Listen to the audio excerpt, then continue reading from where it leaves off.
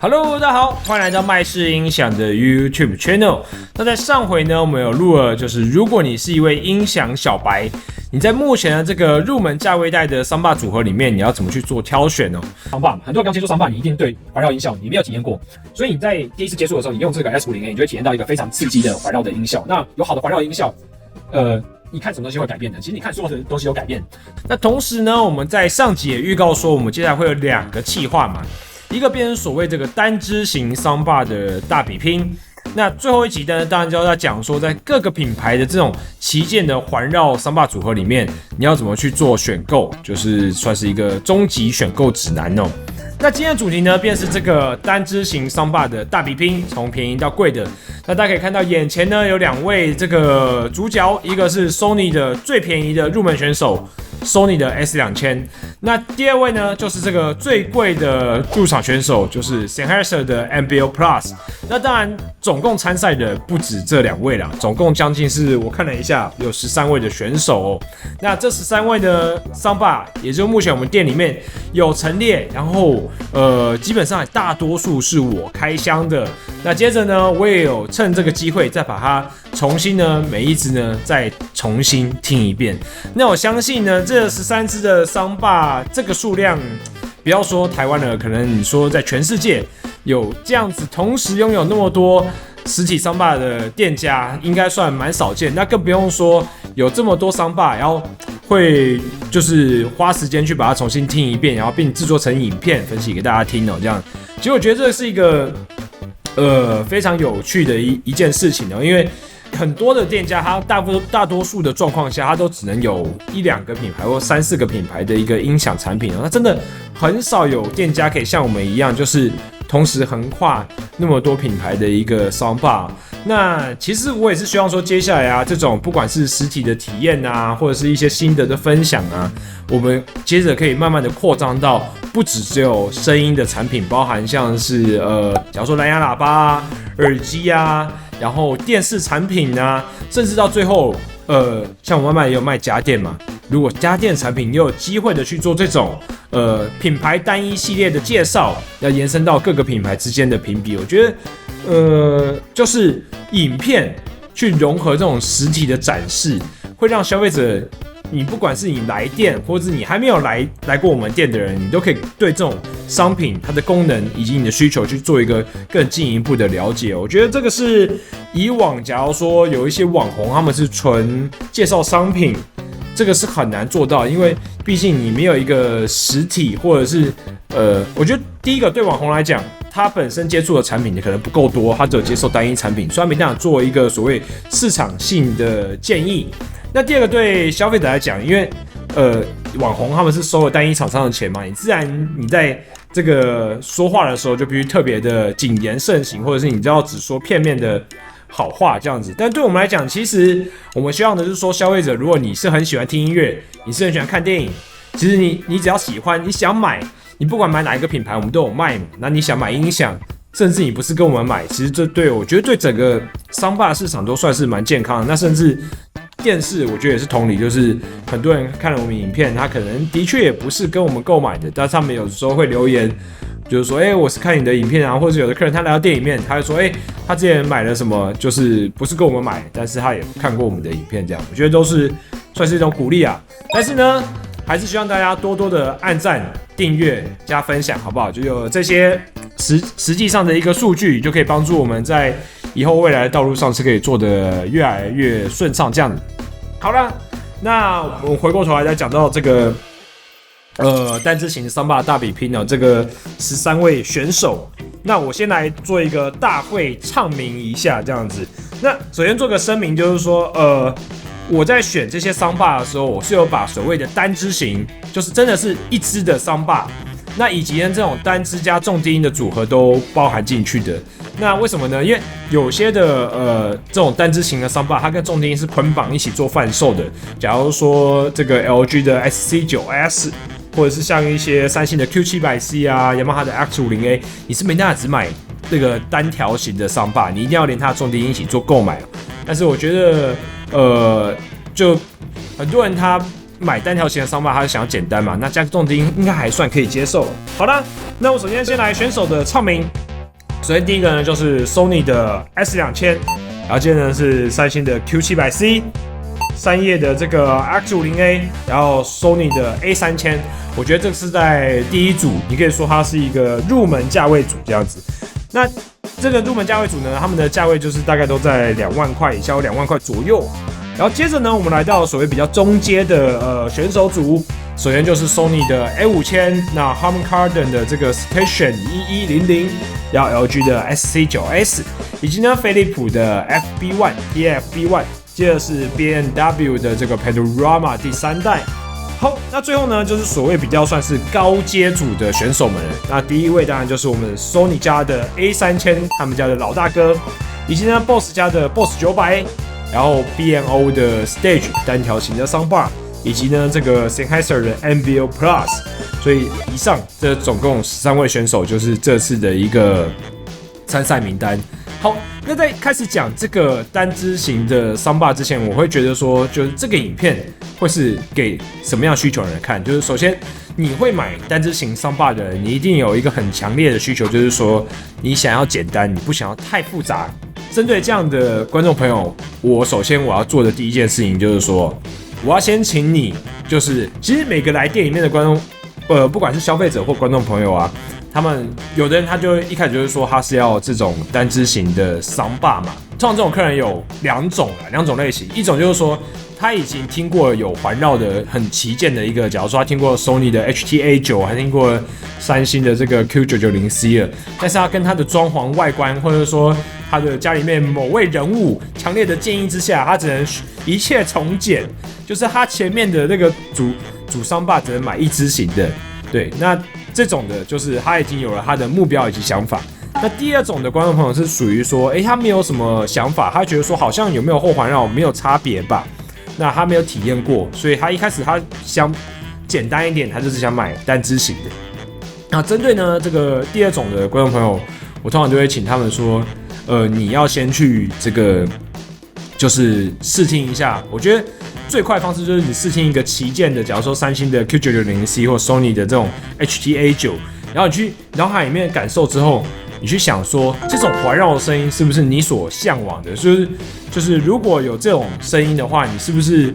原本后面没有空间的，你会想让它变出空间来去摆放？我觉得就是这种是要确立的这样子。所以我觉得这集比较针对的会是我刚刚讲第一种的观众朋友，就是你已经很确定说你没有要加装后环绕，为什么？就是如果你今天有人会讲说，我现在买这个单支型的Soundbar，我以后可以再加购后环绕啊。那针对这种观众朋友，我就会想说，其实我有一个想法或有一个建议，就是说你要买后环绕，或你要买这些后环绕的配件，你的时间大概是多久？我通常会建议说，如果你想买这些后环绕的配件呢，是在半年甚至4-5个月以后的，那我建议你基本上你在买的时候，你就要跟那些有后环绕的选手们对比了。为什么？你想想看哦，你今天你买的东西就是你没有后环绕，然后你过了4-5个月，你要加装后环绕的时候，也许第一个那个新的Soundbar产品都跑出来了，这样就是更强的选手又跑出来了。那第二个就是说，如果你今天你真的要比啊，你有后环绕跟没后环绕的差距是真的是非常的大的。为什么？因为呢，这种东西就是像说，就好像我待会如果要评比的话，如果我要加入后环绕这个考虑选项的话，基本上有一些选手他就是无敌了。什么意思？假如说雅马哈 X50A 好了，我今天跟这个LG 的 SC9S 比，那其实我每一个都可以这么讲，就是说，X50A 虽然呢它的看电影的效果单支型的比这个 SC9S 弱，但是呢它可以加后环绕。然后这句话呢也可以套用到，假如说雅马哈 X50A 呢，虽然它单支型的效果呢比这个 MBO Plus 弱，但是呢它可以加装后环绕，好不好？所以基本上你要这样比的话，就你每一个选项都是张飞打岳飞，就是你在比不同类型的一个商品哦。所以就是，如果你是属于说你想要之后去添购后环绕配件的人，你就是要跟一次就是要把它跟有这个本来就有后环绕的选手去做对比的啦，这样子。所以我觉得这样比也比较有意义。好啦，那好，那在讲这个就单支型Soundbar之前，还要再就是我觉得还要再讲一个非常重要的事情，就是我觉得虚拟环绕这个词呢，就是已经被滥用的非常的严重了，这样子是什么意思呢？就很多人，就像我刚刚讲的，第二种那种观众朋友，就是我对桑巴啊什么我没有什么认识的，然后但是单支型的桑巴，现在有什么虚拟环绕的技术，所以它也可以不用后环绕，也可以听见后放的声音啊。就第一个那个为什么会有卖的人可以讲的这种脸不红气不喘，然后第二个就是为什么听的人可以就是听的觉得好像这是一回事这样？为什么呢？我打个比方哦，就是任何事情加上虚拟，就是应该通常都会觉得很奇怪这样。假如说我们举一个例子叫虚拟女友，好像我今天我开同学会啊，我就吃饭，我朋友就说，最近怎么样啊？就有同学结婚啊这样子。然后我就跟我同学讲说，我最近我交了一个虚拟女友，我觉得感觉还蛮不赖，然后改天我介绍我虚拟女友跟你认识一下这样。我相信如果你在你同学会，你跟你朋友聊这个话题啊，你的朋友应该就会开始觉得说，老同学这么久没见了，没想到已经就是生病了这样子。但是我跟你讲，这个事情套用到卖音响上面去，就变得非常的可笑。这样子，就是你有时候你会走进那个音响店，还是什么走进那种什么大卖场，然后跟你讲说，我们现在这个产品有这个虚拟环绕技术，它只有前面的一只 soundbar， 但是它可以让你听到就来自四面八方、来自后面的声音。不要瞎掰好吗？如果你的单支型 soundbar 可以让你听到来自后方的声音呢，这基本上不是一个虚拟环绕的技术啦。我觉得这基本上你可能是要找那个林正英去帮你处理一下，这样子。就是现在的，我觉得大多数的一个虚拟环绕的技术，它其实在讲什么东西哦？我觉得它实际上讲的就是说，它帮你把你的音色啊，去加所谓的 echo， 去加一些回音。我觉得这就是一个，就是你知道厂商有时候他们讲话要有点行销，要有点艺术。讲他如果讲说，我这支soundbar我有一个特殊的功能，就是把你的音乐或把你的电影的音效加了一点回音。你这样就会觉得说这个好像没什么厉害，或者有些人觉得说我去钱柜唱好乐迪，那个也可以有这个功能啊，就你这有什么好厉害？但如果今天讲了一个，我这个是采用那个杜比 7.1.2 的虚拟环绕声技术，你就觉得这什么东西好像没有听过，好像很厉害这样子。然后店员也都每个都讲的说，脸不红气不喘，就是这个有虚拟环绕技术啦，你买这个回家就对。然后这种东西就是上下交相贼，就是上面骗下面，然后下面再去骗客人这样，然后久而久之，就是客人就觉得，好像真有那么一回事的这样子。就包括你现在看到的什么电竞耳机啊，什么一堆哩哩扣扣的东西，都讲说虚拟环绕这样。但实际上呢，我对这种东西我是觉得假的。最后还是要一个，如果虚拟环绕技术那么厉害，其实你现在就不会看到那种组合式的soundbar为什么要做后环绕，就是大家都做一支就好了，又方便又美观又经济，对不对？你多做一个后环绕喇叭，那还要成本这样。所以呢，简单来讲就是先帮这个虚拟环绕证明好了。就是对我来讲，我觉得没有什么虚拟环绕，就是环绕就环绕，天空声道就是天空声道，后环绕就后环绕，侧环绕就是侧环绕，一码归一码。好，那接着呢，我们讲完了这个前言之后呢，我们就要开始我们的一个选手评比了。那我们就开始来切换一下画面吧。我们就先从 Sony 他们家的一个2位选手开始讲起。好，那在开始介绍 Sony 这2位选手之前，我们现在讲一下这次的评选的标准了。一样，我们从听音乐的部分。那第二个，我们从看电影。但这次的看电影，我觉得又会细分说，一个是看那种比较有战争啊、子弹穿梭啊、有物件移动的；那第二种就是看比较文艺型的电影，就是有配乐啊、有人声的，主要就是在人声的情感表达的部分。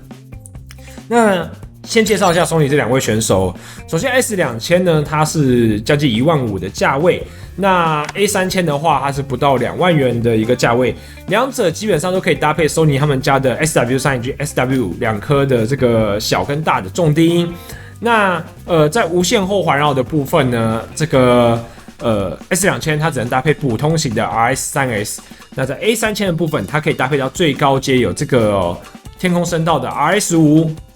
但是因为这集的话，它主要的一个讨论是在我们刚刚讲是单支型的soundbar嘛，所以呢，其实这2支的差异，我觉得如果你今天是以单支型soundbar去搭配重低音的使用之下，它们俩的差距非常的小。基本上听音乐来讲，我觉得跟看电影基本上也差不多。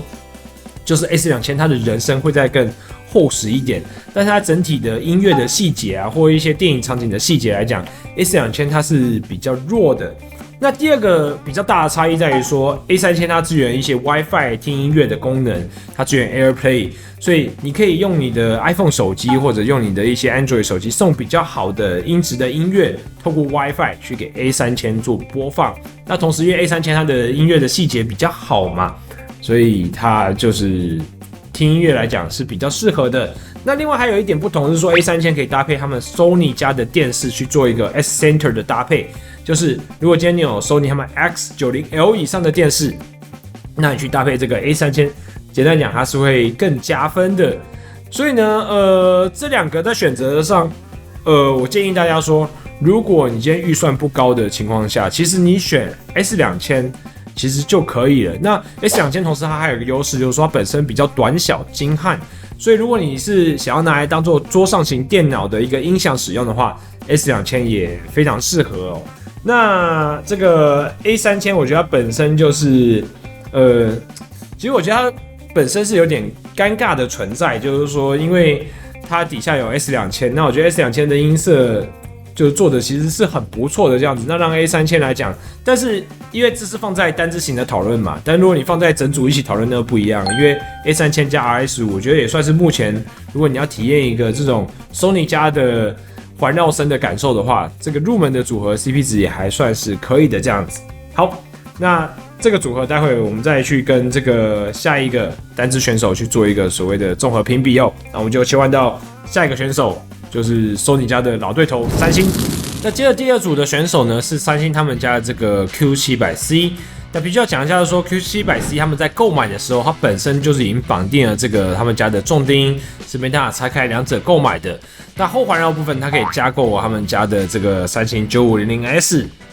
好，那讲到听音乐部分，首先我觉得三星的话，它在这个价位带听音乐来讲，它的人声是比较锐利的。那本身的乐器细节来讲是，我觉得没有那么的突出，声音比较偏薄一点。那整体的感受上来讲，我觉得还是 OK， 还是过关的这样子。那我觉得这是它的特色，是在于说它整体的一个环绕的感受。它就算没有搭配它后方的 9500S 啊，它去看电影的时候，它给你的一个人声的那种锐利度、人声的清晰度，以及它整个那种包含天空声道音效的表现。为什么我在刚刚的 Sony 组合我都没有去讲到所谓的天空声道表现呢？因为其实非常大一个重点就是说 ，Sony 前面的那个 S2000跟这个 A3000，他们没有天空声道，所以没有天空声道的话，你就没办法讲说还有天空，你也是听不到的这样。但是在 Q700C 上面，基本上我觉得，我觉得必须有一说一哦，就是如果说在入门价位带里面要找一个这种天空声道表现最好的，然后这种左右这种环绕效果定位最好的，那我会觉得就是 Q700C， 就以单支使用的一个状况下，你不得不承认这个三星他们家，就尽管这个产品它不是最新的，但它的一个环绕效果是非常不错的。那它不管是看，我觉得它在这个价位，其实你看一些环绕效果很棒的战争片啊，你去看一些那种文艺片，可能也还 OK。但是它比较美中不足的就是说，它的低音比起假设如果它加了这个跟 Sony 他们家的 S2000跟这个 A3000去加了这个 SW3 相比的话，我觉得它的重低音会比较弱一些，就是不管是低沉度啊、清晰度啊、亮感来讲，就没有那么的强悍。但这不影响说，它是一款就在这个价位带里面单支型的来讲，是一款好选择，就是以2万出头的价位。当然现在有促销，可能也许2万不到就可以入手这样子。好，那这个部分呢，就是入门价位带，我们也会来一个就是全体选手的比较。那我们就切换下一支选手吧。那接着我们来介绍最新推出的这个 Yamaha X50A Soundbar， 它跟这个三星 Q700C 一样，它本身搭配它这个重低音去做贩售。那同时呢，它可以搭配他们自家的 X1A 后环绕喇叭，2组去搭购的话，就是2颗买起来后环绕要1万块钱。那我觉得以这种入门级的单支型的Soundbar来讲 ，X50 它是听音乐跟看电影算是一个蛮均衡的存在。它最大的优势，我觉得在听音乐的时候是它的一个首先第一个，它的重低音做的，不管从亮感或低沉度来讲，就是我觉得做的是非常不错。就比起不管是三星，它比起三星可能这个整个方面都是碾压啦。那对比 Sony 来讲，它对 SW3 的话会比较量感上可能输一点点，但质感上是好，清晰度是好非常多的。那这个东西呢，延伸到看电影来讲，就你看一些那种战争片的时候，你也会觉得说，雅马哈 X50A 它的那个炸弹的爆破的效果是更加的给人感受更加的强烈的，但在环绕的感受上，它就没有像三星 Q700C 那么的，你就会感觉到它的天空声道啊，或是它的左右环绕会像三星定位的那么的清楚。但是我觉得也会比 Sony 的 S2000 或 A3000 来的好，因为毕竟 X50A 它本身还是有这个天空声道的2颗单体在上方的。那我觉得以目前的算是入门组的4个选手来讲啊，X50A 它在看电影跟听音乐方面都是比较均衡，因为如果说你今天看一些文艺片的追剧类型的电影的话，那雅马哈的 X50A 它的一个音质的表现，以音乐来讲，我觉得雅马哈音质真的是在这个组合里面是最好的，就是那个人声的细腻度啊，或者是乐器的细腻度、音色的一些比例，它是最不错的。那你在看这种文艺电影的时候，这种听音乐的表现基本上会是相连的。那如果今天你是看一些比较特效型的，假如说战争片啊、英雄 Marvel 啊那种英雄主义的电影的话，那这时候你可以从三星的 Q700C 去做一个考量哦，因为假设你很喜欢定位，就是你会听到天花板上有声音啊，然后左右那种环绕定位很强的话，但如果你是强调说看那种这种比较属于特效电影的时候，它低音效果的话，那我觉得你还是会回归到这个 X50A 的怀抱。那在这个价位带的确来讲，就是说 A3000 是一个比较尴尬的存在，因为我刚刚讲说，如果以单支型，注意我们现在讲的都是以单支型的使用状况下，A3000 我觉得它基本上比较难占到它的优势啊，因为它的优势就是它可以搭后环绕嘛，但是这样就没有讨论的意义了。那 Sony S2000 的话，我觉得它的整个好处还是在于说它的体积非常短小，就如果你空间不大的人，就是其实我比较推荐就是说，如果你用 Sony S2000 的话，你就单支型的单独使用就好，因为它本身的低音效果，我觉得也以小频数的空间来讲算不错。那如果你知道搭重低音，其实 Sony 的 S2000 跟这个 A3000，我都建议你搭 SW3 就好，因为你搭到这个 SW5 的话，基本上这个价位就已经不太是入门级了这样子。然后如果你是用 Sony 电视人，但你想要有一个就整齐划一的一个品牌搭配的话，你当然依然还是可以选择这个A3000 去做搭配啦。就如果你电视是有支援 S Center 功能的，我觉得基本上也算是可以考虑，因为加上电视的喇叭基本上它可以去弥补这种跟前面选手的一个差异哦。但同样要讲的是说，三星他们自己家的 Q700C 啊，它也有一个魔幻音场的功能，就是它可以搭配三星自己家的电视去做一个整个音效上的加强。所以如果你在这个价位带，你也刚好是用三星电视的人呢，其实我也强烈的推荐你说，那你就搭配自己家的这个 Q700C 就可以了。好，那我们接着进入到一个中阶选手的点评哦。